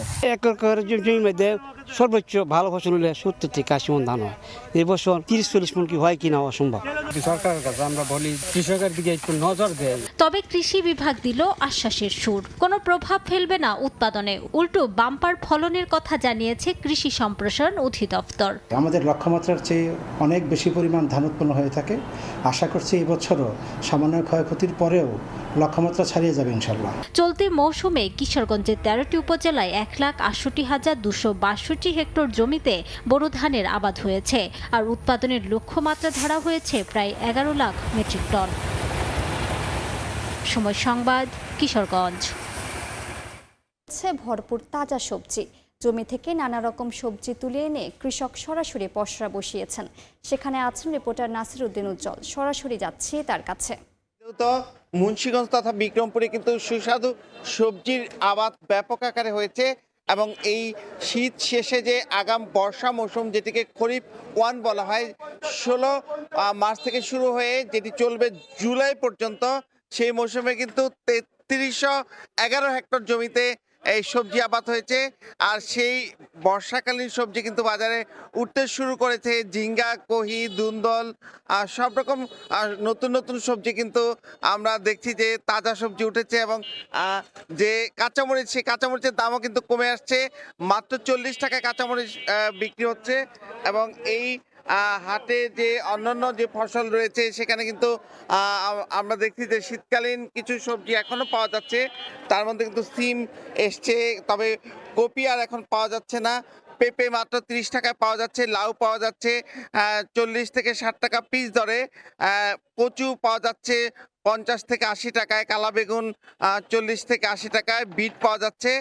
তবে আলু কিন্তু পানির দরে এখনো 18 থেকে 20 টাকায় আলু বিক্রি হচ্ছে। কৃষকরা বলছেন তাদের পুঁজি তারা হারাতে বসেছেন। এবার কিন্তু মানে বাম্পার ফলন, যেটি বলছেন যে হেক্টর প্রতি 32.10 মেট্রিক টন আলু আবাদ হয়েছে, যেটি মুন্সিগঞ্জে কিন্তু এবছর 11 লাখ মেট্রিক টনের বেশি আলু আবাদ হয়েছে। সেগুলো হিমাগারের সংরক্ষণ যেমন চলছে, এই পর্যন্ত 4 লাখ মেট্রিক টন হিমাগারে রাখা হয়েছে, তবে হিমাগারগুলো তারও 1 লাখ মেট্রিক টন খালি রয়েছে। এই পরিস্থিতিতে আলুর পাশাপাশি অন্য যেসব সবজি রয়েছে সেগুলোও কিন্তু অপেক্ষাকৃত তারা বলছেন যে দাম কমে আসছে। যেমন ঢেঁড়স বিক্রি হচ্ছে 40 টাকা কেজিতে, জালি কুমড়া বিক্রি হচ্ছে 50 থেকে 60 টাকায়, কাঁচা কলা 30 থেকে 40 টাকা হালিতে, এবং এখানে লেবুর দামও কমে আসছে, যেটি 20 থেকে 60 টাকা হালি দরে বিক্রি হচ্ছে, আর ধনেপাতা বিক্রি হচ্ছে 60 টাকা কেজিতে। তো এই যে সবজির সমারোহ, এটি কিন্তু এই অঞ্চলের সবজি দেশের বাইরে রপ্তানি হচ্ছে, এবং কৃষি সম্প্রসারণ অধিদপ্তর বলছে যে বিষমুক্ত সবজি তারা রোপণের উপর গুরুত্ব আরোপ করেছেন, এবং মুন্সিগঞ্জের অনেকগুলো এলাকায় বিষমুক্ত সবজি আবাদ হচ্ছে, এবং সেগুলো কিন্তু এই বাজারে আসছে, এবং রাজধানী ঢাকার কৃষকের হাটে কিন্তু নেওয়া হচ্ছে। এবং এই সবজিতে কিন্তু যেগুলো বিষমুক্ত সবজি সেগুলোর কদর বেশি এবং দামও অপেক্ষাকৃত বেশি, এবং জমি থেকে সরাসরি এসব সবজি কিনে নিয়ে যাচ্ছে অনেকে। এবং এই যে উচ্ছে, এই প্রচুর উচ্ছে উঠেছে, তারা বলছেন এগুলো বিষমুক্ত চাষ হয়েছে, এবং মাত্র 60 টাকা কেজি দরে কিন্তু এই উচ্ছে বিক্রি হচ্ছে। এবং এখানে কাঁচা আম পাওয়া যাচ্ছে, যেটি 50 থেকে 60 টাকা কেজিতে, আর টমেটো এখনো পাওয়া যাচ্ছে, শীতের টমেটো, সেটি কিন্তু 30 থেকে 50 টাকায়। আর দুন্দল বিক্রি হচ্ছে 50 টাকা কেজিতে, কহি বিক্রি হচ্ছে 60 টাকা কেজিতে, আর ঝিঙ্গে কিন্তু বিক্রি হচ্ছে একই দর 60 টাকায়। পটল পাওয়া যাচ্ছে অনেক, সেই পটলের দাম কিন্তু 70 টাকা কেজি হাঁকা হচ্ছে। এবং এইসব তাজা সবজি যেমন পাইকারি বিক্রি হচ্ছে, একই সঙ্গে কিন্তু এই পাইকাররা কিনে নিয়ে যাচ্ছেন বিভিন্ন যে হাট বাজার রয়েছে সেখানে। এবং এই যে এই প্রধান সড়কের পাশে যে হাট বসেছে এটি কিন্তু আর 1 ঘন্টা পরেই আবার যে মেন বাজার যে সেই বাজারে বিক্রি হবে। তবে তারা বলছেন এইখানে যে পাইকারি দরে বিক্রি হচ্ছে তার থেকে কিন্তু অন্তত 20 থেকে 30 টাকা প্রতি কেজিতে বেড়ে যায়। তো মুন্সিগঞ্জের যে এই সবজির হাট রয়েছে সেখানে কিন্তু 2 থেকে 3 ঘন্টায় প্রায় 20 থেকে 25 মেট্রিক টন সবজি বিক্রি হয়। তো এই ছিল মুন্সিগঞ্জের সবজির হাটের সবশেষ। যুক্ত ছিলাম মুন্সিগঞ্জে। ভোরের আলো ফুটতে না ফুটতেই আশুলিয়ার বাইপাইল মাছের আড়তে জমে উঠেছে বেচাকেনা। সেখানে আছেন সহকর্মী মোজাফফর হোসেন জয়, বিস্তারিত জানবো তার কাছে।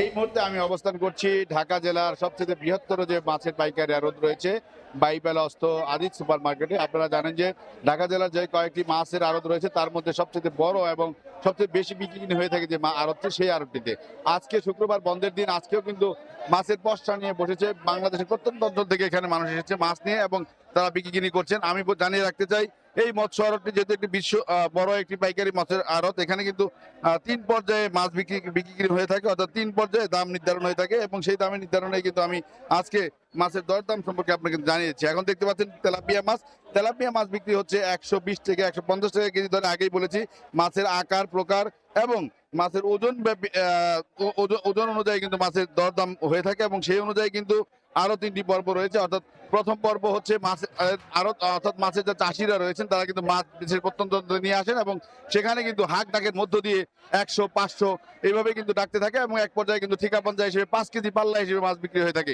সেখান থেকে মাছ আবার এখানে আরেকটি জায়গা রয়েছে, সেখানে চলে আসে। এখান থেকে আবার যারা প্রান্তিক পর্যায়ের অর্থাৎ যারা কিনা খুচরা ক্রেতা রয়েছেন তারা কিন্তু বাংলাদেশের বা এই অঞ্চলের বিভিন্ন এলাকায় যে মাছ বিক্রি করে থাকেন তারা কেজি আকার এখান থেকে মাছ কিনে থাকেন এবং পারিবারিক সূত্রেও কিন্তু মাছ কিনা হয়ে থাকে। যাই হোক, আমি আপনাদেরকে জানিয়ে দিচ্ছি যে সর্বশেষ যে পর্যায়টি মাছ বিক্রি হয়ে থাকে এখানে পাইকারি রেটেই বিক্রি হয়ে থাকে, অন্যান্য বাজারের চেয়ে 10 টাকা 5 টাকা কমে বিক্রি হয়ে থাকে। সেই মাছের দরদাম আজকের শুক্রবার বন্ধের দিন আপনারা দেখতে পাচ্ছেন তেলাপিয়া মাছ, এবং তেলাপিয়া মাছ বিক্রি হচ্ছে 150 থেকে 180 টাকা কেজি দরে। কাতল মাছ বিক্রি হচ্ছে 120 থেকে 350 টাকা দরে। নলা মাছ বিক্রি হচ্ছে 160 থেকে 180 টাকা কেজি দরে। সিলভার কাপ বিক্রি হচ্ছে 180 থেকে 120 টাকা কেজি দরে। আগেই বলেছি যে 5 কেজি যে পাল্লা, সেই পাল্লা কিন্তু বিক্রি হয়ে থাকে 1 দরে এবং কেজি যেটি খুচরা সেটি বিক্রি হয়ে থাকে এই আমি যে দরগুলি বলছি সেই দরে। অর্থাৎ এর মধ্যে আকার প্রকারের পার্থক্য রয়েছে। সিলভার কাপ বিক্রি যেটি হয়ে থাকে 180 থেকে 120 টাকা দরে। দেশি পাঙ্গাস যেটি সেটি বিক্রি হয়ে থাকে 200 থেকে 300 টাকা কেজি ধরে। আবার চাষের পাঙ্গাস যেটি রয়েছে সেটি 150 থেকে 170 টাকা কেজি ধরে বিক্রি হয়ে থাকে। গ্লাস কাপ বিক্রি হয়ে থাকে 150 থেকে 170 টাকা কেজি ধরে। অবশ্যই সেটি চাষের মাছ। একই সাথে মৃগেল মাছ বিক্রি হয়ে থাকে 180 থেকে 200 টাকা কেজি ধরে। চিতল বিক্রি হয়ে থাকে 150 থেকে 800 টাকা দরে, অর্থাৎ যেটি বিশেষ করে নদীর মাছ সেটি 800 টাকা কেজি দরে বিক্রি হয়ে থাকে। বোয়াল মাছ বিক্রি হয়ে থাকে 600 থেকে 900 টাকা কেজি দরে। 600 থেকে 900 টাকা। বাটা মাছ বিক্রি হয়ে থাকে 200 থেকে 225 টাকা কেজি দরে। একই সাথে কিন্তু তেলাপিয়া বিক্রি হয়ে থাকে যেটি ইতিমধ্যে আমি বলেছি পুঁটি বা সরপুটি। পুঁটি বিক্রি হয়ে থাকে 120 টাকা কেজি দরে এবং সরপুটি বিক্রি হয়ে থাকে 150 টাকা বা 250 টাকা কেজি দরে। বাইম মাছ যেটি আমাদের দেশীয় নদীর মাছ সেটি বিক্রি হয়ে থাকে মূলত 120 থেকে 300 টাকা কেজি দরে। শিং মাছ বিক্রি হয়ে থাকে, এখানে একটু বলে রাখা ভালো যে শিং মাছ কিন্তু বিভিন্ন প্রকারের রয়েছে, অর্থাৎ চাষের শিং মাছ রয়েছে, একই সাথে কিন্তু নদীর শিং মাছ রয়েছে। আমাদের খাল বিল বিভিন্ন অঞ্চল থেকে যে শুকনো মৌসুমে যে মাছগুলো ধরা হয়ে থাকে সেই মাছগুলোর দাম এখানে একটু বেশি, যার ফলে চাষের যে শিং রয়েছে সেটি বিক্রি হয়ে থাকে 120 টাকা কেজি দরে থেকে 200 টাকা কেজি দরে। আবার যে মাছগুলো দেশি মাছ সেগুলো বিক্রি হতে শিং মাছগুলো বিক্রি হয়ে থাকে 500 টাকা কেজি দরে। কইয়ের মধ্যেও হেরফের রয়েছে, অনেক বড় বড় কই দেখবেন, লাল লাল কই, সেই কইগুলো বিক্রি হচ্ছে অর্থাৎ চাষের কই, সেগুলো বিক্রি হয়ে থাকে 150 থেকে 180 টাকা কেজি ধরে। আবার ছোট ছোট দেশি কই সেগুলো বিক্রি হয়ে থাকে আপনার 300 থেকে 400 টাকা কেজি দরে। যে বিভিন্ন মাছ, এর সাথে একটি কথা জানিয়ে রাখতে চাই যে মূলত এই বৃহত্তর মাছের আড়তটিতে প্রায় 1000-এরও বেশি ছোট বড় কারবারি রয়েছেন।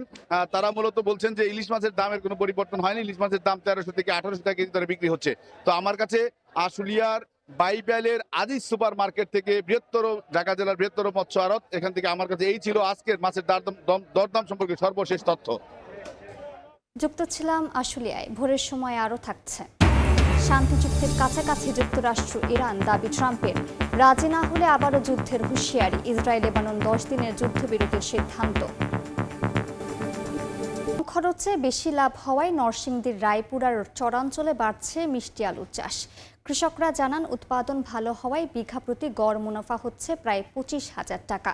আর কৃষি বিভাগ বলছে উৎপাদন বাড়াতে কৃষকদের নিয়মিত পরামর্শ দেওয়া হচ্ছে। আশিকুর রহমান পিয়ালের পাঠানো তথ্য ও ছবি নিয়ে রিপোর্ট। বিস্তীর্ণ চরজুড়ে দোল খাচ্ছে মিষ্টি আলুর গাছ। মেঘনা নদীর কোল ঘেঁষা নরসিংদীর রায়পুরা উপজেলার হরিপুরের পূবের চরে চাষ হচ্ছে সুস্বাদু মিষ্টি আলু। কার্তিক মাসে রোপণ করা হয় বীজ, পরিপূর্ণ ফলন আসে বৈশাখ জ্যৈষ্ঠ মাসে। অল্প খরচে লাভ বেশি, তাই দিন দিন আলু চাষে ঝুঁকছেন সবাই। কৃষকরা বলছেন আলু উৎপাদনে বিঘা প্রতি 15 থেকে 20,000 টাকা খরচের বিপরীতে বিক্রি হচ্ছে 40 থেকে 50,000 টাকা। স্থানীয় বাজারেই বিক্রি হচ্ছে এসব আলু। আমি 2.5 বিঘা জমি লাগাইছি, 2.5 বিঘার মধ্যে 1.5 বিঘা তোলা হয়েছে। চর এলাকার আলুটা খাইতেও স্বাদ বেশি এবং মিষ্টিও হয়। খরচের দিকটা কম, তারপরে আমরা এই পরিমাণটা কম লাগে, আমরা এইটা সুবিধা এটা আমরা ব্যবসা আমরা হয়। অন্য সব জায়গার চেয়ে এক জায়গার আলুটা খুবই ভালো, যেমন নীলিকার হরিপুর আলু এটা সবচেয়ে 1 নম্বর আলু। এদিকে জেলা জুড়ে মিষ্টি আলুর উৎপাদন বাড়াতে কৃষকদের নিয়মিত পরামর্শ ও কারিগরি সহায়তা দেওয়া হচ্ছে বলে জানিয়েছে কৃষি বিভাগ। মিষ্টি আলুর আধুনিক জাতের চাষ এখানে আমরা বাস্তবায়ন করতেছি, যার ফলে কৃষকদের মধ্যে উচ্চ ফলনশীল যে এই জাতগুলো চাষাবাদ করার ফলে কৃষকরা লাভবান হচ্ছে এবং পুষ্টিগুণ সমৃদ্ধ এই মিষ্টি আলু পুষ্টির চাহিদা মেটাতে খুব গুরুত্বপূর্ণ ভূমিকা পালন করতেছে। জেলায় চলতি মৌসুমে 860 হেক্টর জমিতে মিষ্টি আলুর চাষের লক্ষ্যমাত্রা নির্ধারণ করা হলেও আবাদ হয়েছে প্রায় 883 হেক্টর জমিতে।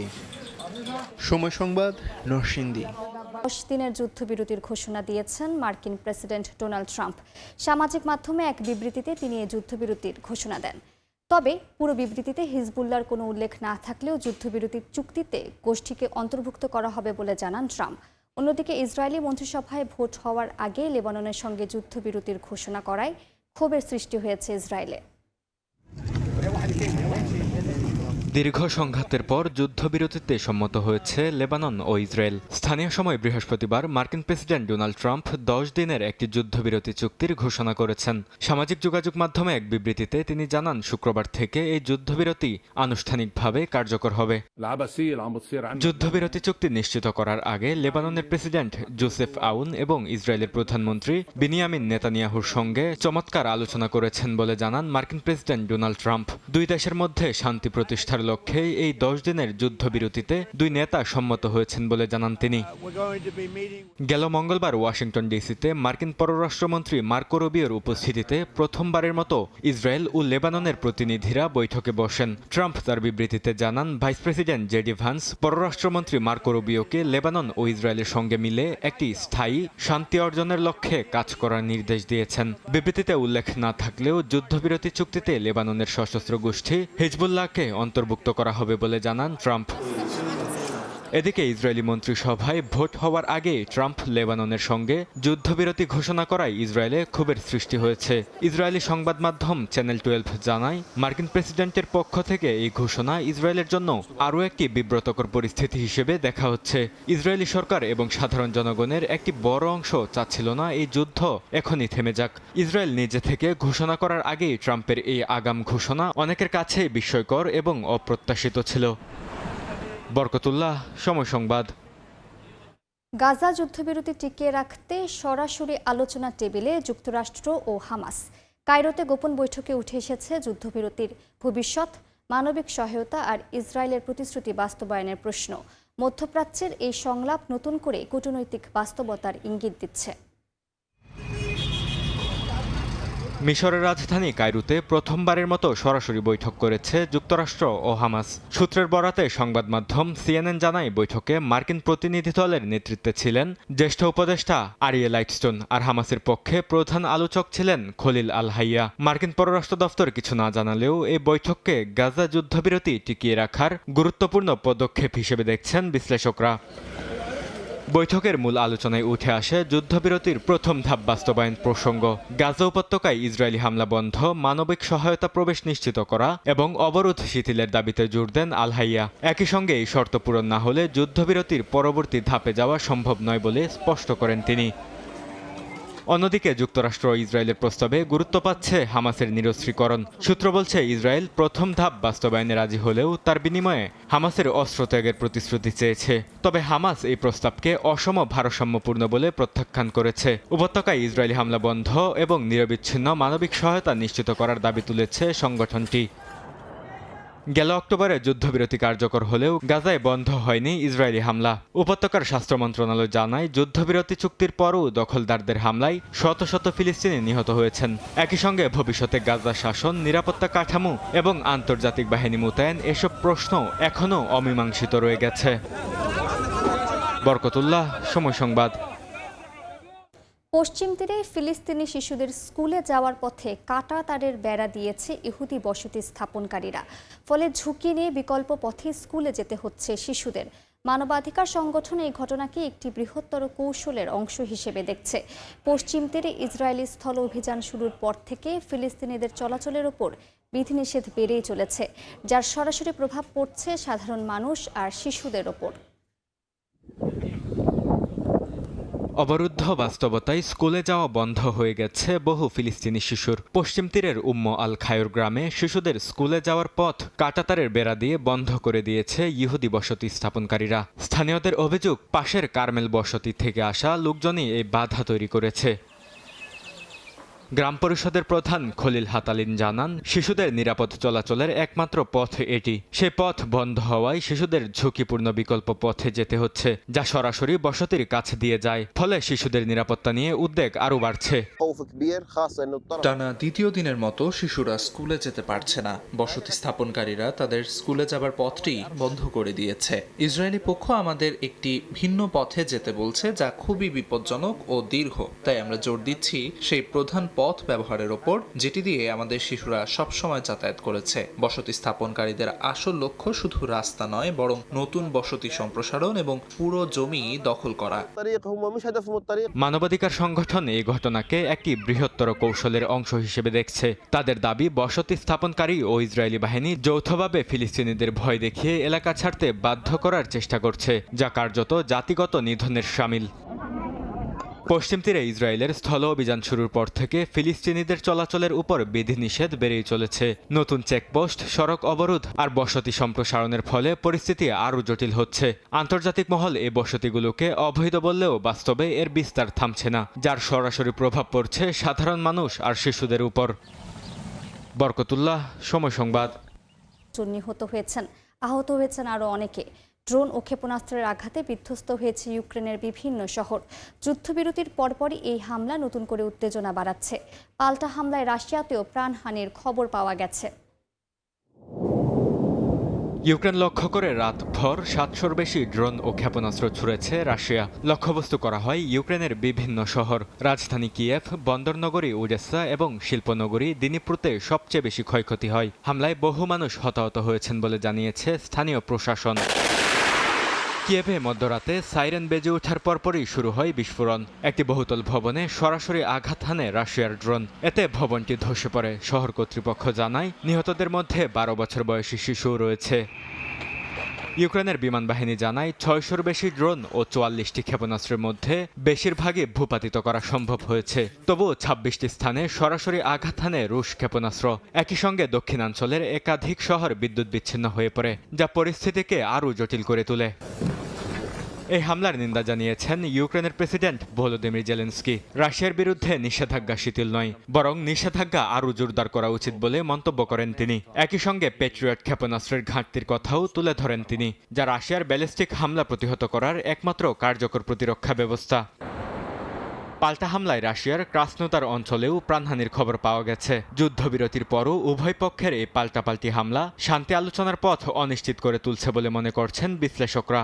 যুদ্ধের 5ম বছরে এসে সংঘাত থামাতে কূটনৈতিক প্রচেষ্টা অব্যাহত থাকলেও পাল্টাপাল্টি হামলায় তা আরও বহুদূর গড়াবে বলে মত তাদের। বরকতুল্লাহ, সময় সংবাদ।